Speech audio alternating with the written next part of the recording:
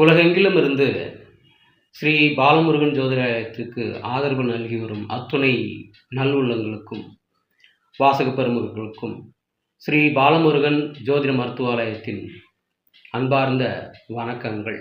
இன்றைய பஞ்சாங்கம் நிகழும் மங்களகரமான விசுவாவசு ஆண்டு மார்கழி திங்கள் 3ஆம் நாள் குருவாரம் 2025 ஆங்கில வருடம் டிசம்பர் மாதம் 18ஆம் நாள் வியாழக்கிழமை.